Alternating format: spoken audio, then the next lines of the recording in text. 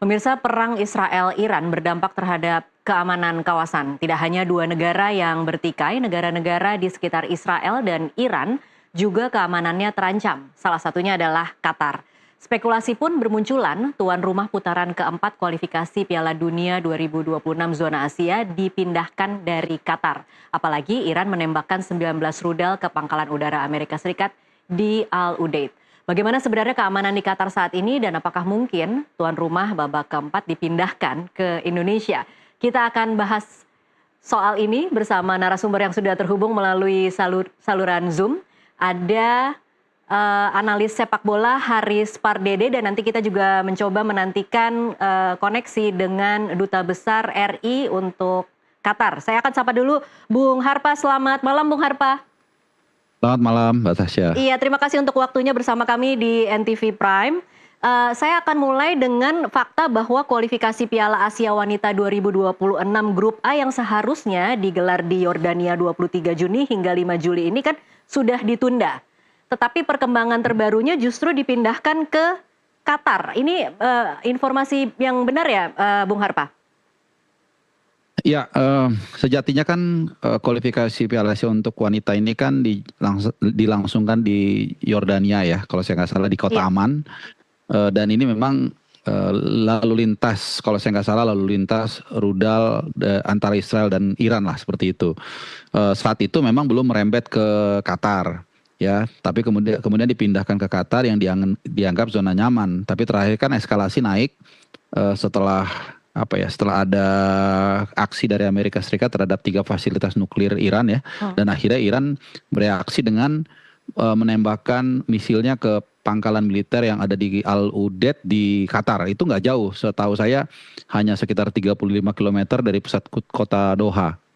Nah, ini pun akhirnya kan tidak menyelesaikan persoalan juga kan, karena itu tadi ternyata Qatar walaupun tujuannya bukan Qatar ya, tapi pangkalan militer Amerika Serikat ya pasti kan nggak nyaman juga. Dan kemarin pun sempat, saya nggak tahu ya berapa belas jam begitu ya, atau berapa jam itu pangkalan bandara udara di Doha itu ditutup ya. Kalau di Flight Radar 24 pun kita bisa lihat itu pesawat nggak ada yang mendarat dan dari dan ke Doha. Iya. Jadi ini menimbulkan kekhawatiran juga tentunya untuk event-event yang lain begitu. Baik, tapi memang sampai saat ini belum ada pengumuman resmi dari AFC mengenai perubahan lokasi ataupun pengumuman resmi soal bagaimana apakah tanggal 7 sampai 19 Juli akan tetap digelar Piala Asia Wanita 2026 Grup A di Qatar ya, Bung Harpa? Iya, kita belum tahu karena juga eskalasinya kan ini masih dinamis di lapangan ya. Tentunya kita semua pasti yakin lah, kita berharap keadaan semakin mendingin seperti yang diamanatkan juga oleh Pak Presiden Pak Prabowo. Semua pihak sudah berusaha. Kemarin juga atau tadi pagi mungkin ya waktu Indonesia Barat ada kabar yang cukup mengembirakan, walaupun kita juga harus terus mengikuti ya dalam konflik seperti ini. Kadang-kadang perubahannya bisa sangat drastis. Iya. Donald Trump, Presiden Amerika Serikat, mengatakan menurut dia sudah ada kesepakatan ceasefire atau gencatan senjata. Nah, kita berharap ini berlangsung lebih lama lagi dan permanen ya, supaya semua event-event termasuk kualifikasi Piala Asia Wanita dan juga nanti kualifikasi round 4 Piala Dunia tim nasional kita yang akan berlaga di Qatar 8 sampai 14 Oktober itu bisa berlangsung sebagaimana mestinya. Baik. Oke, kita akan tanyakan langsung seperti apa situasi di Qatar saat ini. Sudah bergabung bersama kami Ridwan Hasan, Dubes RI untuk Qatar. Selamat malam Pak Ridwan. Assalamualaikum warahmatullahi wabarakatuh. Selamat sore dari Doha dan selamat malam di tanah air. Waalaikumsalam warahmatullahi wabarakatuh. Selamat sore waktu Doha, selamat malam waktu Indonesia.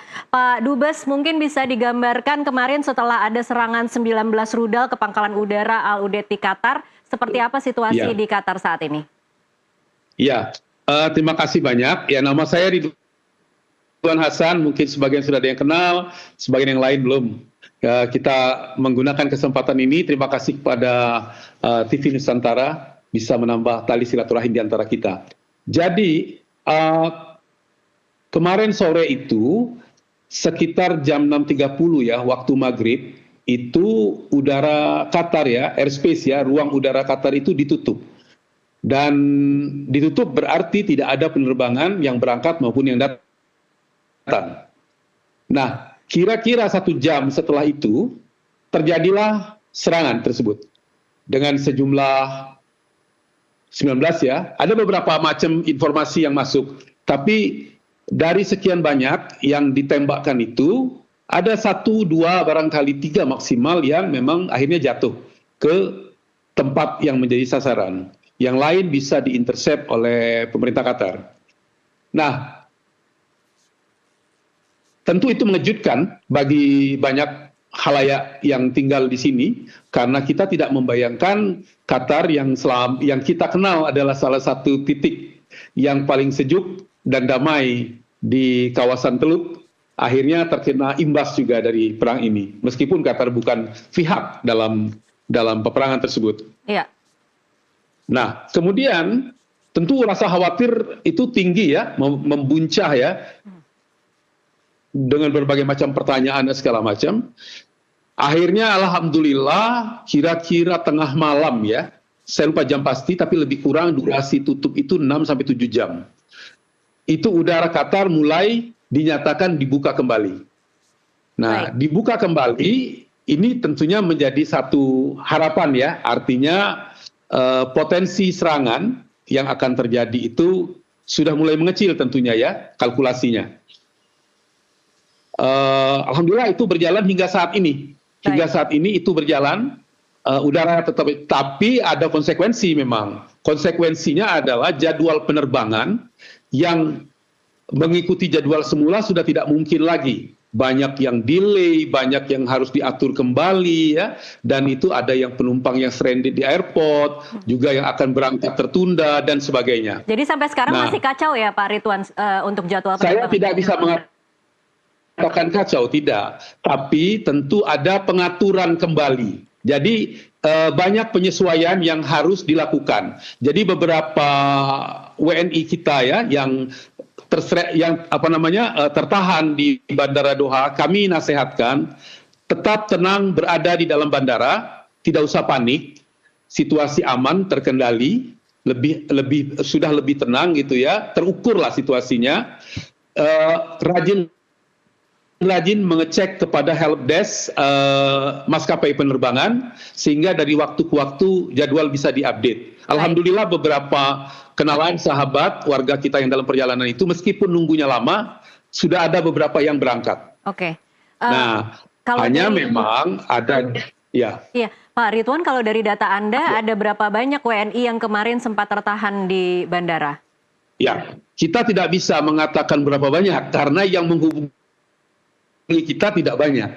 Tetapi saya kira kalau mereka mengikuti sumber-sumber informasi yang dapat mereka gali, termasuk informasi dari KBRI, itu kita sudah sampaikan himbauan agar tetap tenang, mengikuti langkah-langkah yang akan diambil oleh pemerintah Qatar. Baik. Dan alhamdulillahnya adalah pemerintah Qatar tetap memberikan jaminan bahwasanya keamanan terkendali dengan baik, semua keadaan dapat diatasi dengan baik, dan kita juga melihat, ya artinya harapan kita ya, situasi sudah terkendali gitu ya, serangan kedua nampaknya tidak terjadi lagi gitu. Oke, Pak Dubes, ini kalau posisi dari Al Udeid ke Bandara Doha berapa jauh? Ya, jadi kalau dari kota Doha ini ke Al Udeid itu sekitar 45 kilo. Oke. Jadi agak jauh tempat itu dan jauh juga dari pemukiman, sehingga potensi ada penduduk yang kena di sekitar kawasan itu sangat kecil. Baik. Dan itu kan memang daerah yang sangat restricted juga ya, tidak bisa orang sembarangan masuk ke daerah itu. Oke, Pak Dubes, kalau per hari ini apakah dari pemerintah kemudian ada imbauan atau ada semacam status siaga untuk warga di sana? Kalau misalnya himbauan adalah sifatnya umum. Kita pertama tetap mengacu kepada langkah kebijakan yang dikeluarkan oleh pemerintah sini. Nah, pemerintah sini tetap memberikan jaminan keamanan yang baik untuk warganya maupun warga asing. Kita tahu Qatar ini sekitar 3 jutaan penduduknya dan 400.000 adalah warga negara Qatar, 2.600.000 adalah warga negara asing lain. Dan Lebih Artinya banyak warga Indonesia negara asing adalah ya, Pak. cuma salah satu dari, ya, warga negara asingnya sangat banyak. Jadi komunitas asing yang tinggal di sini itu bukan cuma kita ya, Iya. banyak sekali, banyak sekali. Nah sehingga buat pemerintah Qatar jaminan keselamatan itu tidak cuma penting buat warganya, tapi buat seluruh penduduk yang ada di sini, karena mereka menjadi bagian dari aktivitas perekonomian Qatar gitu ya. Baik. Nah, alhamdulillah paling tidak kita melihat Qatar mampu mengintercept rudal-rudal yang ditembakkan. Itu menjadi satu keyakinan bahwasanya kontrol keamanan dapat diatasi. Oke. Kedua, aktivitas kegiatan pemerintahan, masyarakat sebagian besar tetap berjalan dengan baik. Tidak ada panik buying dan sebagainya. Oke, Pak Ridwan, kalau situasi di WNI sendiri, suasana kebatinan warga negara Indonesia Ya. yang ada di Qatar seperti apa? Apakah ada kemudian pembicaraan untuk mengevakuasi diri atau merasa kemudian harus menyiapkan rencana-rencana atau skenario-skenario tertentu dengan situasi yang terjadi saat ini? Ya. Jadi alhamdulillah ya, alhamdulillah kita KBRI beserta masyarakat itu dari sejak awal telah mengikuti perkembangan di kawasan ini dengan sangat seksama. Nah, pada sore hari kemarin, jadi sebelum langit Qatar ditutup, itu kita sempat berkumpul silaturahim ya dengan tokoh-tokoh masyarakat ya, perwakilan masyarakat dalam jumlah yang cukup lah, karena semua 25.000 orang Indonesia nggak mungkin hadir semua kan. Jadi ada sekian, mungkin sampai 100 orang kita kumpul, kita berbicara dan kita sosialisasi. Alhamdulillah kita sudah mengambil langkah-langkah yang dianggap perlu menyikapi dinamika yang terjadi di kawasan. Artinya begini, tidak perlu panik, tidak perlu heboh, tetapi tetap waspada. Nah, antara lain apa yang bisa kita lakukan, himbauan kita, kumpulkan semua dokumen penting yang kalau ada satu kondisi yang mendesak, maka kita dengan mudah bisa bergerak. Itu satu. Kedua, tidak melakukan tindakan yang sifatnya panik, karena biasanya kalau ada tindakan panik itu kan menjadi rush dan itu akan tidak baik, karena itu akan jadi efek yang berantai dan itu tentunya tidak sejalan juga dengan kebijakan negara tuan rumah yang mereka menjamin keselamatan. Baik, artinya sebenarnya kalau Anda mengatakan bahwa sudah siapkan dokumen, artinya warga negara Indonesia sudah diminta untuk siap koper lah ya, Pak Dubes, untuk kalau tiba-tiba terjadi sesuatu. Ya, artinya begini, artinya secara kita akan melihat pertama parameter yang dikeluarkan oleh pemerintah setempat. Adakah kekacauan yang ada di dalam negeri ini? Itu dulu. Oh, ternyata tidak. Ada serangan dari luar. Nah, serangan dari luar ini dapat ditangkis. Artinya itu selesai kan? Nah, apakah ada serangan lagi berikutnya? Berdasarkan prediksi yang ada, itu tidak terjadi. Nah, kalau misalnya ada anggota masyarakat, kebetulan ini kan musim libur, Bu. Iya.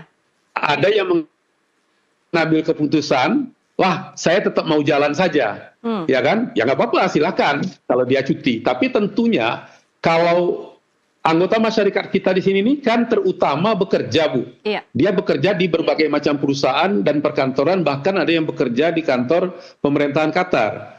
Kalau misalnya mereka meninggalkan tempat tanpa restu dari tempat dia bekerja, itu kan akan menjadi hal yang fatal buat mereka kan? Baik, jadi tertahan konsekuensi tanggung jawab ya. Apalagi belum ada, itu dia. Jadi kalaupun dia misalnya mau memulangkan anak dan istrinya pada tahapan ini, yaitu keputusan individu yang tentunya tidak bisa kita tolak. Tapi ya itu saya kira begitu ya. Oke, sekarang kita akan masuk mungkin Pak Dubes sedikit sebelum saya kembali lagi ke Bung Har, Pak. Ini kan sampai saat ini belum ada pengumuman soal status tuan rumah putaran keempat untuk Arab Saudi dan Qatar. Qatar salah satunya yang kemudian menjadi perbincangan kita per hari ini. Seperti apa perbincangan tim fans Garuda di Qatar terhadap kemungkinan bahwa mungkin akan dipindahkan dari Qatar? Mungkin terlalu dini ya saya kira ya. Kalau kita berpikir itu akan dipindahkan ya. Saya tidak mengikuti ini secara detail ya. tapi saya kira terlalu dini. Itu kan masih cukup lama ya, Oke. masih beberapa bulan yang akan datang ya. Dan Qatar biasanya melakukan ini dengan sangat cermat. Dan sesungguhnya Qatar ini mempunyai hubungan yang dekat sama Iran ya.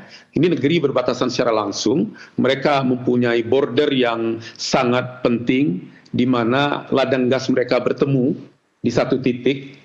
Dan dalam banyak hal, terutama misalnya kita ingat ya pada saat Qatar pernah diblokade pada tahun 2017 2020, salah satu negara yang mengulurkan bantuan itu adalah Iran bersama Turki. Jadi saya kira mereka punya hubungan emosional yang sangat dekat ya, karena saling ada pengalaman-pengalaman positif di antara mereka. Mudah-mudahan kejadian kemarin kita berharap adalah one off saja, tidak ada ulangannya, karena biasanya Qatar ini selama ini menjadi tempat berundingnya para pihak yang bertikai.